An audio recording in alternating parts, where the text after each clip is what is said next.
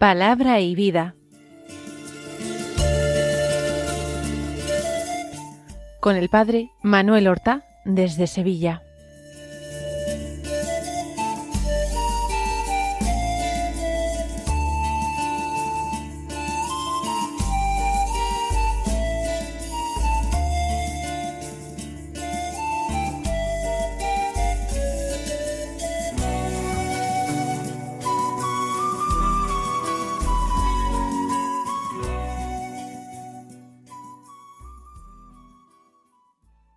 En el nombre del Padre, y del Hijo, y del Espíritu Santo.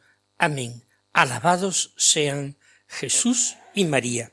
Muy buenos días, queridos amigos, oyentes de Radio María y seguidores del programa Palabra y Vida. Hoy debería ser el jueves de la 16ª semana del tiempo ordinario.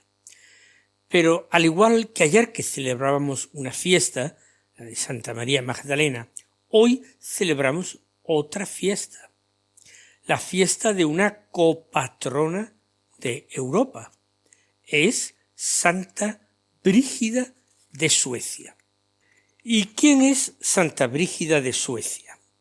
Pues lo primero que tenemos que decir es que ella nació en este país, en Suecia, en el año 1303. Por tanto, a principios del siglo XIV, en el seno de una familia noble, profundamente cristiana. Brígida se convertirá en una de las grandes figuras espirituales de la Europa de la Edad Media, y una santa que recorrió en su vida muchos caminos distintos, porque fue esposa, madre de familia numerosa, educadora de sus hijos, peregrina a Roma, consejera, fundadora religiosa, escritora, mística y mujer preocupada hondamente por la situación de la Iglesia. Desde su infancia ella estuvo acostumbrada a la oración y particularmente se ejercitó en la meditación de la pasión de nuestro Señor Jesucristo. Sin embargo, su camino hacia la santidad no transcurrió desde el principio en un monasterio, sino que lo vivió en medio de las responsabilidades de una casa como esposa y madre de familia. Se casó muy joven y tuvo 8 hijos. Entre ellos, una de sus hijas también está canonizada, Santa Catalina de Suecia. Su marido, que también se casó muy joven con ella, se llamaba Ulf Gudmarsson. A sus hijos los educó en la fe cristiana, como ella había recibido esa misma educación.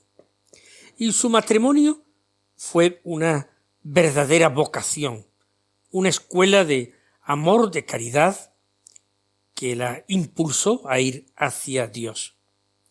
No fue un matrimonio desgraciado, sino todo lo contrario. Junto con su marido, se entregó a la práctica de obras de misericordia.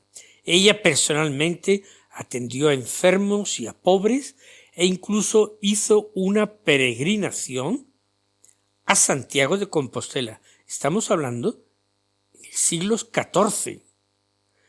Y recorrió centenares de kilómetros desde el norte de Europa hasta Galicia. Cuando falleció su esposo, Brígida inició una etapa de mayor austeridad y silencio. Había vivido santamente en el matrimonio como esposa y madre, y ahora debía vivir también santamente como viuda, enteramente entregada a Dios. Recibió muchas experiencias místicas que ella recogió en un libro titulado Revelaciones. En este libro aparece como una constante la contemplación de Jesucristo crucificado, de sus heridas, de su dolor y del amor con que entregó su vida por nosotros, que es lo que da sentido a todos los hechos de la pasión del Señor. En esta meditación de la pasión ella profundizó en la gravedad que tiene el pecado, todo pecado, y la importancia de la conversión.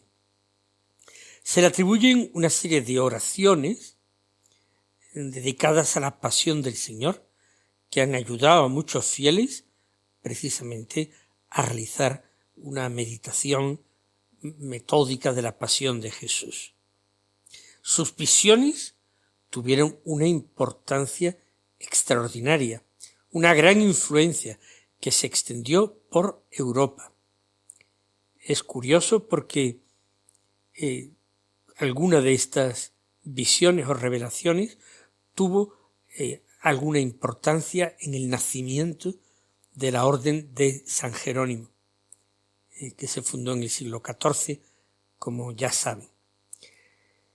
Y en el año 1349 abandonó Suecia y marchó a Roma como peregrina y se estableció en Roma. Allí vivió en pobreza, en oración, trabajando por la reforma de la Iglesia, exhortando a los que tenían cargos de responsabilidad en la curia romana a vivir de acuerdo con el Evangelio. Hizo muchas peregrinaciones por Italia, incluso llegó a Tierra Santa, donde también visitó los lugares de la vida, la muerte y la resurrección de Jesús. Fundó en Roma la Orden del Santísimo Salvador, que después sería conocida como Orden de Santa Brígida o Monjas Brígidas, y murió en el año 1373, cuando se funda la Orden de San Jerónimo en España, después de haber vuelto de su peregrinación a Tierra Santa. Sería Juan Pablo II quien la proclamó copatrona de Europa, junto con Santa Catalina de Siena y Teresa Benedicta de la Cruz, Edith Stein. Pues vamos nosotros ahora a escuchar la palabra de Dios que se proclama en la liturgia de la misa del día. Hoy nos seguimos con la lectura continuada. Al ser fiesta existen lecturas propias. Y la de hoy es del Evangelio de San Juan, del capítulo 15, los versículos 1 al 8, que dicen así. En aquel tiempo dijo Jesús a sus discípulos: Yo soy la verdadera vid y mi Padre es el labrador. A todo sarmiento que no da fruto en mí, lo arranca, y a todo el que da fruto, lo poda, para que dé más fruto. Vosotros ya estáis limpios por la palabra que os he hablado. Permaneced en mí y yo en vosotros. Como el sarmiento no puede dar fruto por sí si no permanece en la vid, así tampoco vosotros si no permanecéis en mí. Yo soy la vid, vosotros los sarmientos. El que permanece en mí y yo en él, ese da fruto abundante, porque sin mí no podéis hacer nada. Al que no permanece en mí, lo tiran fuera, como el sarmiento, y se seca. Luego los recogen y los echan al fuego y arden. Si permanecéis en mí y mis palabras permanecen en vosotros, pedid lo que deseáis y se realizará. Con esto recibe gloria mi Padre, con que deis fruto abundante. Así seréis discípulos míos. Pues vamos a meditar este texto en oración, en diálogo con el Señor Jesús, a quien nos dirigimos pidiendo que sea Él nuestro guía y nuestro acompañante en la oración. Invocamos al Señor llamándolo por su nombre. Señor Jesús, hoy nos dices: yo soy la verdadera vid. No dices tú solamente que eres una vid o la vid, sino que eres la vid verdadera, la vid en la que se cumplen todas las esperanzas de Israel, todos los deseos del corazón humano. Los profetas habían comparado muchas veces al pueblo de Dios con una viña plantada por Dios, cuidada por Dios.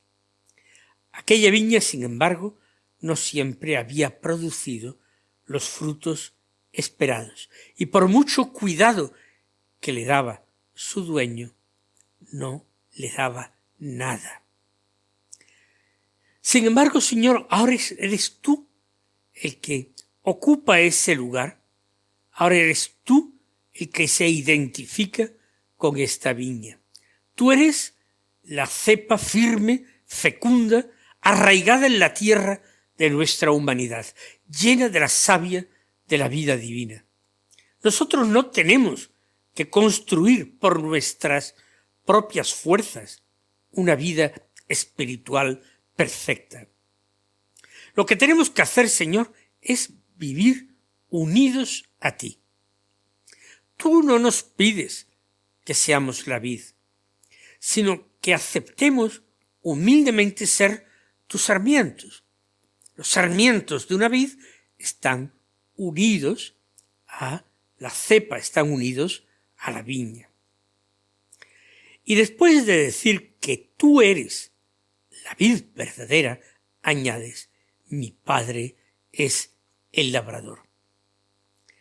Señor Jesús, permítenos contemplar esas manos del Padre, manos llenas de paciencia y delicadeza, manos que trabajan en la viña de nuestra vida. El Padre Dios no es un propietario distante, Señor, alguien que abandona su campo, su viña después de plantarla. Él es el labrador que visita su campo, que lo conoce, que lo cuida. El agricultor se inclina sobre cada cepa, examina sus ramas, retira lo que está seco, la poda, levanta lo que está caído y espera pacientemente el momento del fruto. Así, Señor, trabaja el Padre en nosotros, incluso cuando no comprendemos lo que sucede. Sin embargo, Señor, sus manos siguen actuando. A veces nos parece que Dios permanece en silencio. A veces nos da la impresión que se ha olvidado de nosotros, que no nos presta ninguna atención. A veces nos sentimos solos y abandonados. Sin embargo, Señor, Él está siempre cuidando a su viña, cuidando las raíces. A veces creemos, sí que nos ha olvidado, pero Él está preparando una nueva cosecha de su viña. Señor Jesús, concédenos la gracia de confiar en el Padre, confiar sin límites en el Padre, dejarnos mirar por Él y aceptar con paz su trabajo en nuestra vida. Y a continuación, Señor, nos adviertes: a todo sarmiento mío que no da fruto en mí, lo arranca. Estas palabras, Señor, son muy serias. No queremos suavizarlas, no queremos apartarlas de nuestra oración, porque podemos estar cerca de ti, exteriormente, y sin embargo vivir sin recibir tu savia. Podemos, Señor, conservar prácticas religiosas, quizás porque las aprendimos de niños, porque forman parte de nuestra cultura. Podemos, Señor, conservar palabras de oraciones, fórmulas, también aprendidas desde la infancia, costumbres, apariencias, y hacer todo esto sin producir frutos de amor, de misericordia, de justicia, de conversión. El sarmiento separado de la vid puede conservar durante algún tiempo su aspecto fresco, verde, pero ya ha comenzado a secarse. Basta esperar algún tiempo y terminará siendo una rama seca, con hojas secas que se desprenden. Señor Jesús, te pedimos que nos libres de una fe que se convierte en rutina. Líbranos también, Señor, de una oración que no nace del corazón, una oración que no brota del corazón, una oración que no es la oración del corazón, hecha con atención, amor, constancia. Líbranos, Señor, de una vida cristiana que no transforma nuestras decisiones, sino que nos deja seguir actuando, hablando, pensando como la gente del mundo que no tiene fe. Señor, que nuestra pertenencia a ti no sea sólo una pertenencia externa, sino verdadera, viva, fecunda. Y añades a continuación, a todo el que da fruto lo poda para que dé más fruto. Nos cuesta comprender la poda, Señor. Nosotros preferiríamos crecer sin que nada fuera cortado, avanzar por el camino de la vida, avanzar en el proceso de crecimiento, pero sin renuncias, sin despojo.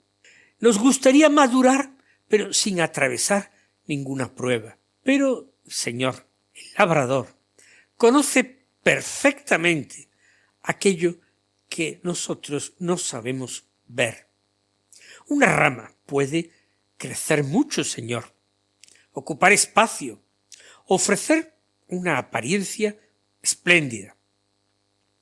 Pero puede ser también que esa rama gaste toda su fuerza en hojas, pero no en dar fruto.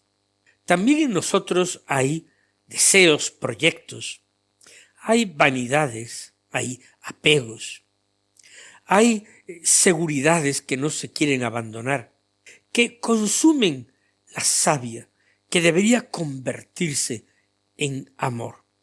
El Padre corta, Señor, no porque nos rechace, sino porque espera más de nosotros.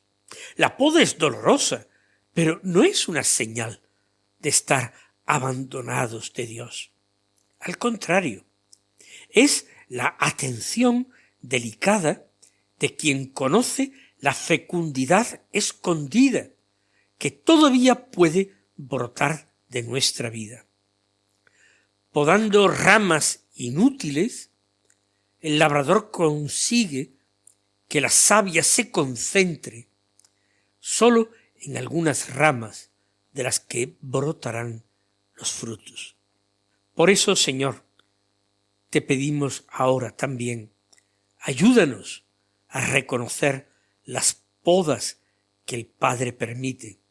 Tal vez sea la pérdida de algo en lo que habíamos puesto nuestra seguridad, o bien el fracaso de un proyecto con el que estábamos encariñados.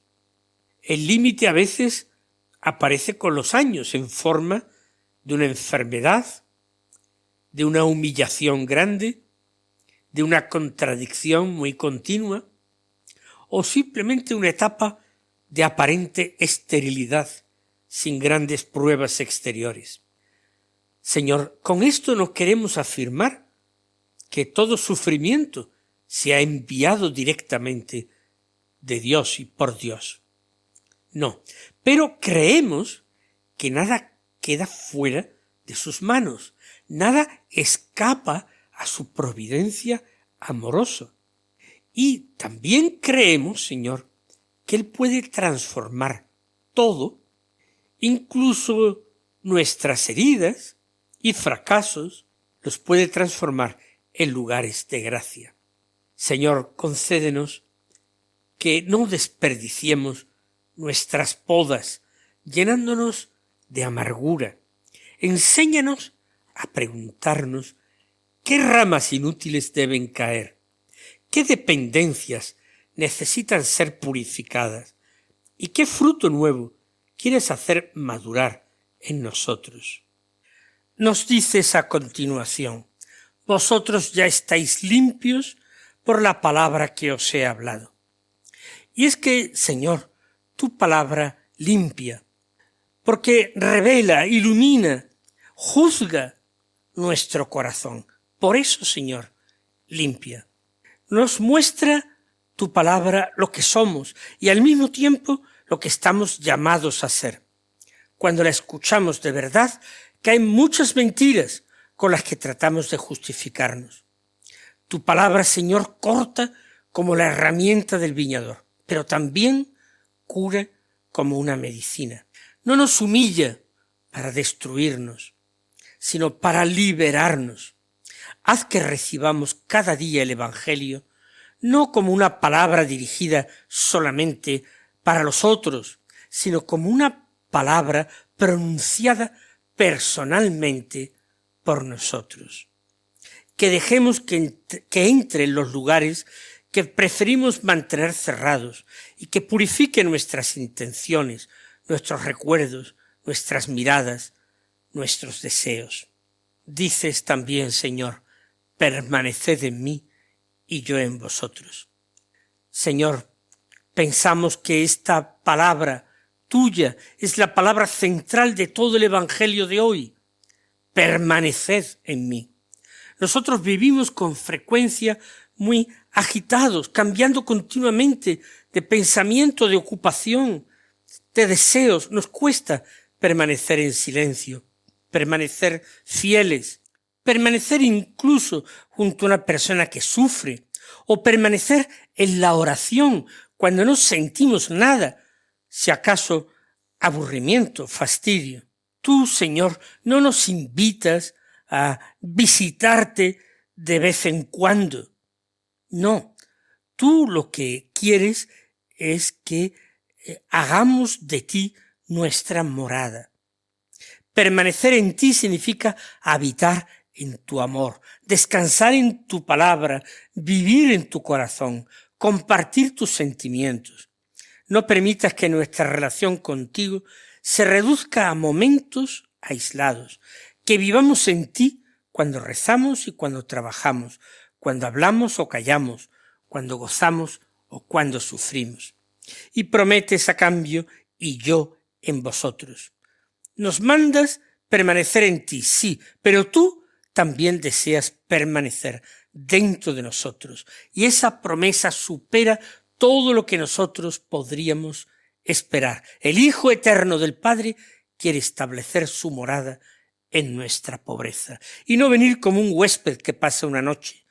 Quieres habitar permanentemente en nuestra alma y transformarnos desde dentro. Por ello, Señor, te damos gracias. Mis queridos hermanos, el Señor os colme de sus bendiciones y hasta mañana, si Dios quiere.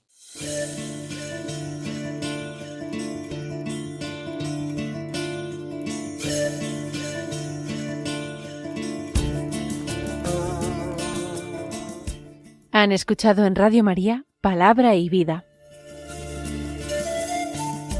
un programa que dirige el Padre Manuel Horta.